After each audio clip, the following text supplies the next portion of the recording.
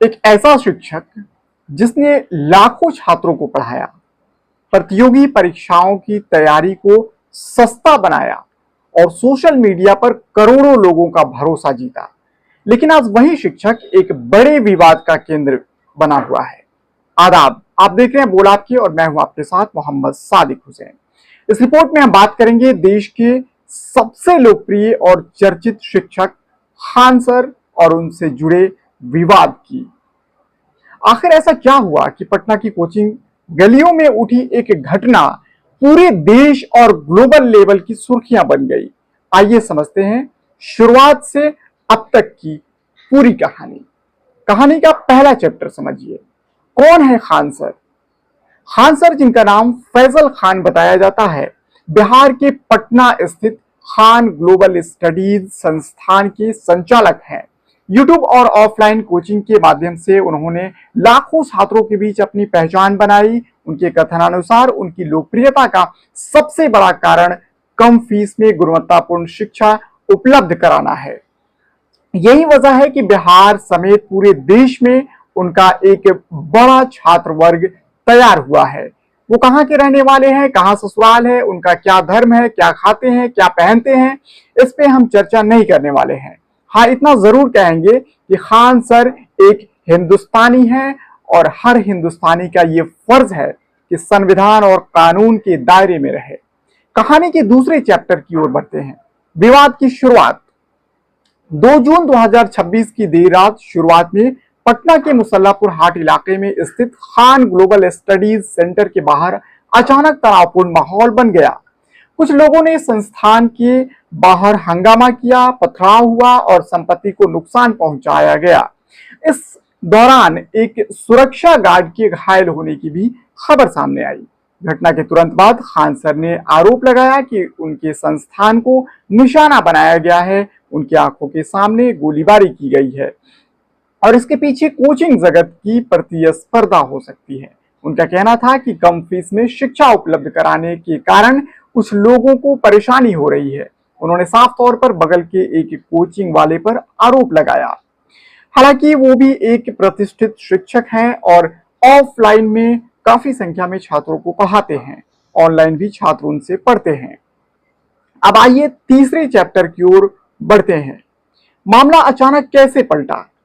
घटना के कुछ घंटे बाद सोशल मीडिया पर एक वीडियो वायरल हुआ। वीडियो में कथित तौर पर खान ग्लोबल स्टडीज के दो सुरक्षाकर्मी फायरिंग करते हुए दिखाई दिए।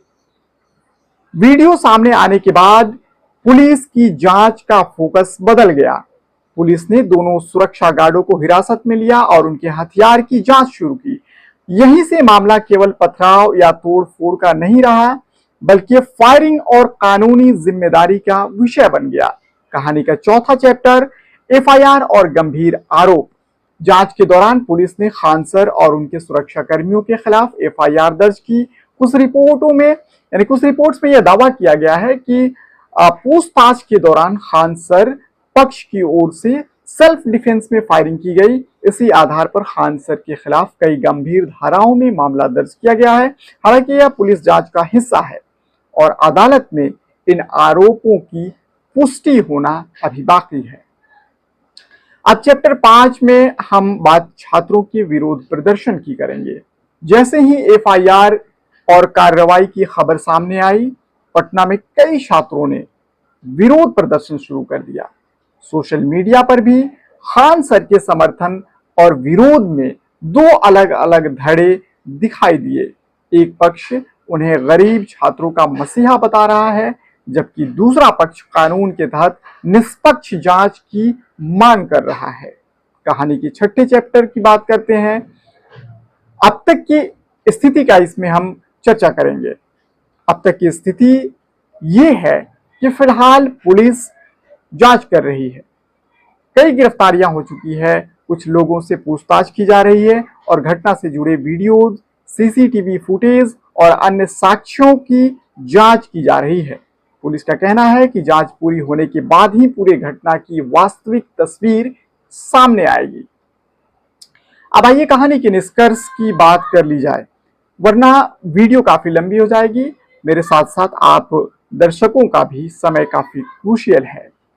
तो अब सवाल ये है कि क्या खान सर एक साजिश के शिकार हैं या फिर जांच में सामने आए आरोप सही साबित होंगे?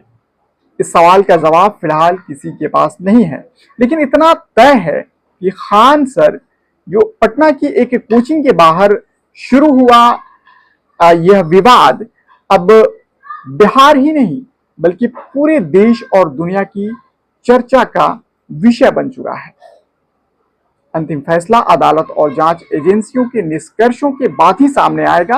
हालांकि आरोप और बचाव दोनों को समान महत्व देना जरूरी है। आप इस विवाद के बारे में क्या सोचते हैं? कमेंट में अपनी प्रतिक्रिया देने के लिए स्वतंत्र हैं।